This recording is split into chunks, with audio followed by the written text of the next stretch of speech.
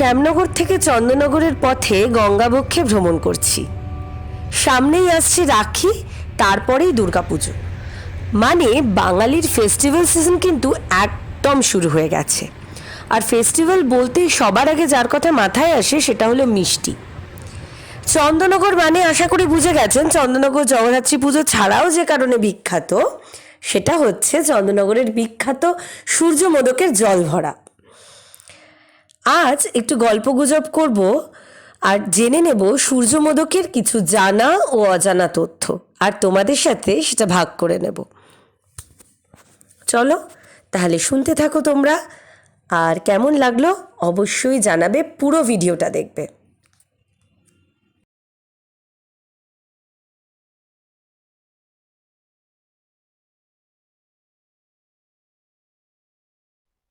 সন্দেশের মরুভূমিতে একটা মরুদ্যানের সৃষ্টি হয়েছে। কত নম্বর করুন? আমি হচ্ছি ফোর্থ আমরাও জানি। ওটা হচ্ছে তেজনীপাড়ায় বন্দ্যোপাধ্যায় কান বিপণী গাছ। ওনাদের বাড়িতে জামাই ষষ্ঠীর সময় নতুন জামাই আসবে, তখনকার যুগে একটা রেওয়াজ ছিল নতুন জামাইকে একটু ওই মহিলা মহলে একটু ঠকানো, হাসি ঠাট্টা করা। তখন সূর্যমোদকের কাছে একটা এ আছে, ওরা যে এমন একটা মিষ্টি তৈরি করে দিন যে মিষ্টিটা খেলে আমাদের জামাই খুব। এবার সূর্যমোদক তখন খুব চিন্তা ভাবনা করলেন জামাই ষষ্ঠীর সময়, তখন তো তাল শাঁসের সময়। তাল শাঁস দেখে ওনার একটা মাথায় আইডিয়া এলো, জামাই ষষ্ঠী একটা যদি সন্দেশ তাল শাঁসের মতো করা যায়, আর ভেতরে যদি জল ভরে দেওয়া যায়, তাহলে জিনিসটা খুব একটা দারুণ জিনিস হবে। এছাড়া বহু চেষ্টা চেষ্টা করে সেরকম ভাবে পাক করে পাকের ছাঁচ নিজেরাই তৈরি করে তখন একটা সন্দেশ উনি করলেন এক্সপেরিমেন্টালি, যে যার ভেতরে গোলাপ জল মিশ্রিত রস, চিনির রস।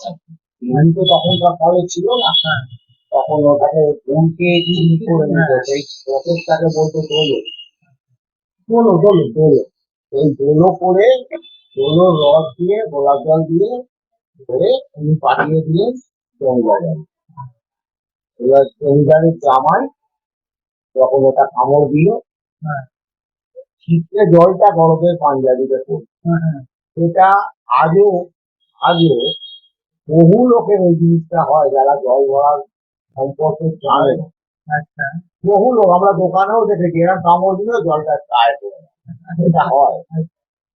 সেইটা যেই হলো তখন একবারে হই হই করে হাসি, জামাই আমাদের ঠকেছে ঠকেছে। সেই জল ভরার এটা হচ্ছে জন্ম লগ্ন। এই যে জল ভরা জন্ম লগ্নে হলো, জল ভরা আপনার প্রচার হয়ে গেল, এলো।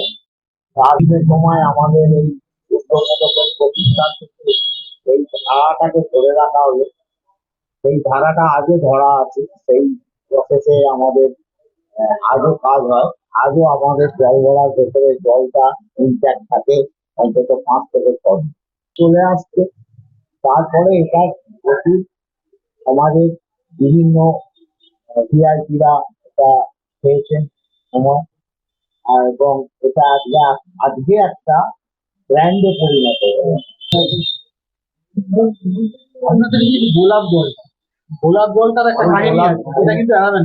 ওই গোলাপ জলটা আমাদের আসে এটা বন হাউস থেকে, কালকেই এসছে। জাফরান, গোলাপ, এই সমস্ত আসে বন হাউস থেকে। মেয়েরটা রিসেন্টলি আমরা এটা জিআই পেয়েছি। এটা সূর্যমন্ডলের সম্পত্তিটা চন্দননগরের সম্পত্তি হয়ে যায়, চন্দননগরের জল দেওয়া।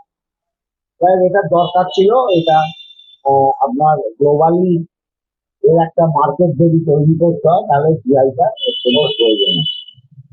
এবং ব্যাপক আপনার আন্তর্জাতিক স্তরে ধরুন ইউরোপ আমেরিকা এইসব জায়গাতে আহ, যাচ্ছে, কিন্তু সেইভাবে যাচ্ছে না, মানে ব্যক্তিগত উদ্যোগে যাচ্ছে।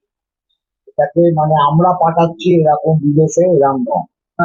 আমরা সারা ভারতবর্ষে এটাকে থ্রু কুরিয়ার বা এটা করি সারা ভারতবর্ষে, এবং তবে 2 দিনের মধ্যে ডেলিভারি হয়ে যায়, তাতে অসুবিধা হয় না।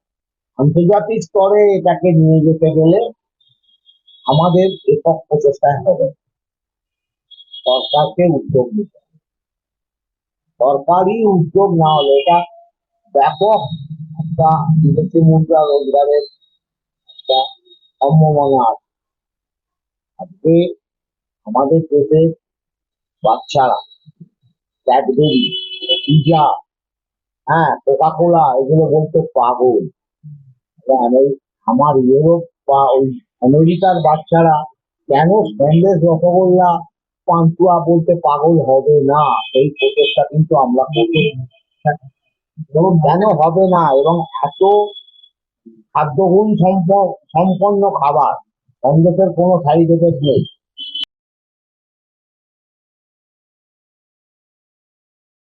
প্রথম কাজ হচ্ছে, দেখুন, আমাদের এই মিষ্টান্ন শিল্প একটা অবহেলিত শিল্প। পশ্চিমবঙ্গে সর্ববৃহৎ আনঅর্গানাইজ ইন্ডাস্ট্রি হচ্ছে সুইট ইন্ডাস্ট্রি। আপনি প্রত্যন্ত গ্রামে যাবেন, সেখানে দেখবেন একটা ছোট্ট আটচালায় মিষ্টির দোকান, চারটি দানাদার, একটুখানি পেঁড়া, গুজিয়া, বাবা মা ছেলে মেয়ে মিলে কাজ করছে। প্রত্যন্ত গ্রামেও পাবেন। আমাদের পশ্চিমবঙ্গে কত মিষ্টির দোকান আছে এর পরিসংখ্যান নেই।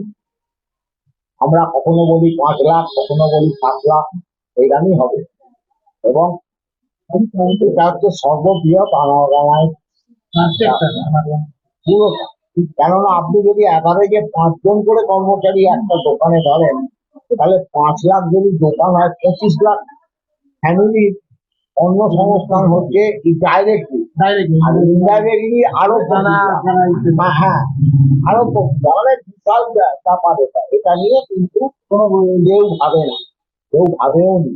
আজকে আমার বক্তব্য যে যদি মৎস্য মিনিস্ট্রি থাকতে পারে, দুগ্ধ মিনিস্ট্রি থাকতে পারে, তাহলে হোয়াই নট মিষ্টি? পশ্চিমবঙ্গের মিষ্টি কেন মিনিস্ট্রি থাকবে না? কেন একজন আধিকারিক থাকবেন না যিনি ওই ব্যবসাটাকে দেখবেন? এইভাবে আমাদের কোনো মানে সত্যি কথা বলছি সম্মান নেই। এটাকে না সেন্ট্রালি মিষ্টির ব্যবসা বলে কিছু নেই, রেস্টুরেন্ট হিসেবে ধরে, এটাকে রেস্টুরেন্ট হিসেবে ধরে মিষ্টির ব্যবসাটাকে। মিষ্টির জন্য আলাদা যেটা, যত কাণ্ড, যত পেছনে বাঁশ আমাদের হচ্ছে ফ্যাসাল। দুধ নিয়ে একটা বই আছে এরম মোটা, দুধ নিয়ে সেইটা মেনটেন করতে গেলে কোনো মিষ্টির দোকান থাকবে না। আপনি ভাবুন যে ভারতবর্ষে উৎপন্ন দুধ এবং চিনি 60 থেকে 70% কনজিউম করি হচ্ছে আমরা মিষ্টি ব্যবসায়ী। চিনি যা ভারতবর্ষে প্রোডাকশন হয়, তার 60% মিষ্টি ব্যবসায়। দুধ যা প্রোডাকশন হয়, তার 80% হচ্ছে এই মিষ্টি ব্যবসায়। তাহলে এই ব্যবসাটাকে নিয়ে চিন্তা ভাবনা করা প্রয়োজন। এটা দেখা উচিত যে এখানে যেরকম বিখ্যাত জিনিস আছে সেগুলোকে হাইলাইট করা। বর্তমানে সীতাভোগ দানা, বহরমপুরের ছানা বড়া, চন্দননগরের জল বড়া, এরকম কৃষ্ণনগরের এগুলোকে হাইলাইট করা এবং এইগুলোকে নিয়ে বিশ্বের দরবারে সুসংগঠিত এটা করা প্রয়োজন আছে। তো এটা করতে পারলে অনেক বিদেশি মুদ্রা হবে। আমরা ব্যক্তিগত ভাবে একটা ল্যাবরেটরি করতে পারবো না। একটা সায়েন্টিস্ট রাখতে গেলে তাকে 1.5 লক্ষ টাকা মাইনে দিতে হবে। আমি যদি একটা ল্যাবরেটরি করতে যাই, কোয়ালিটি কন্ট্রোল ল্যাবরেটরি, অনেক দোকান বলে তাদের আছে, সে নামে না।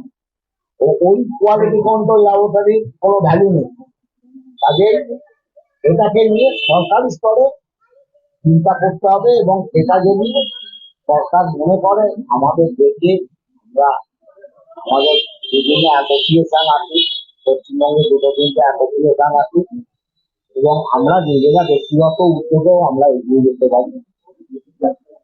আমাদের এটাকে করা প্রয়োজন। আর একটা যেটা দরকার, সেটা এই মিষ্টি, বাংলার মিষ্টি মানে হচ্ছে অত্যন্ত পেরিসেবল। এইটাকে যাতে সেফ লাইফটাকে আমার বাড়ানো যায়, তার জন্য R&D করতে হবে, রিসার্চ ডেভেলপমেন্ট করতে হবে। এবং এইটা করতে গেলে আপনার বড় বড় ইউনিভার্সিটি গুলো, তাদের যে ফুড টেকনোলজি ডিপার্টমেন্ট আছে, তারা না এগিয়ে এলে হবে না।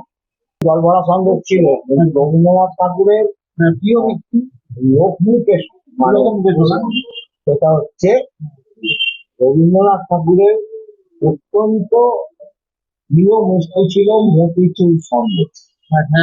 এটা সূর্যমোদকের আরেকটি আবিষ্কার। এটা ওই সূর্যমোদকের দোকান ছাড়া কোথাও পাওয়া যায় না।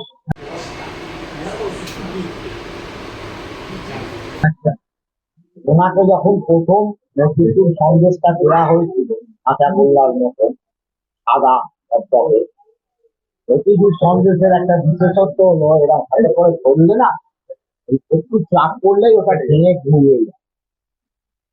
বুঝতে পারিনি তো? রবীন্দ্রনাথ ঠাকুর যখন ওটাকে নিয়েছেন, এই হাতে একটু চাপ করে ঝুড়ো ঝুড়ো পড়েছে, তখন উনি বলেছেন, আরে এ তো মতিচুর, মানে মতি ভেঙে যাওয়া, মতি ভেঙে যাওয়া হয়, মতিচুর। তার মানে ওটা কি ওর নাম, ওনার নাম? ওনার এটা শোনা হয়। আচ্ছা, এটা এটা ওনারই নামকরণ, কোথাও লিপিবদ্ধ আমরা পাই না। আমিও সত্যজিৎ রায় ঠিক করতে বলছিল। হ্যাঁ, তো তখন তিনি এইগুলো না আমাদের তো সেই সময় রেকর্ড করা হতো না, মানে একটা আজকাল হলে কি একটা ছবি তৈরি করলাম, রাখলাম, সেই সময় তো এসব ছিল না। আমি বলছি উত্তম কুমার এখান দিয়ে যাওয়ার সময়, তখন তো এই রোডটাই ছিল, হ্যাঁ, রোড তো ছিল না, ছিল। উত্তম কুমার যাওয়ার সময় এখান থেকে মিষ্টি খেতেন। আমি নিজে দেখেছি তরুণ কুমার, বিশ্বজিৎ, এদের আমি ছোটবেলায় নিজে দেখেছি যে এসে দাঁড়িয়ে মিষ্টি খাচ্ছে।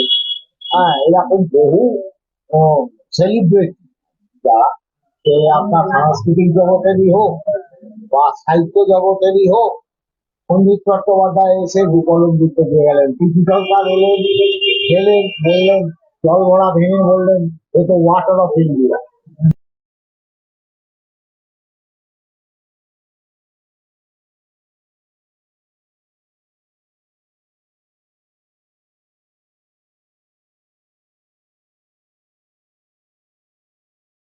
এইটা পিসি সরকার লিখে দিয়ে গেছে।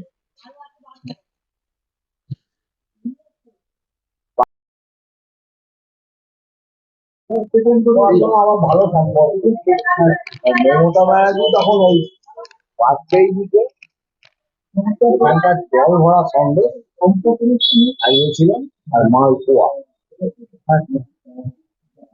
রচিত প্রশংসা করেছিলেন। এবং হেডিংটা ছিল নট রসগোল্লা, আমি দেখাতে পারলাম না কাগজ, বাজপেয়ীর পছন্দ রসগোল্লা নয় বাংলায় বলে হেডিং করে।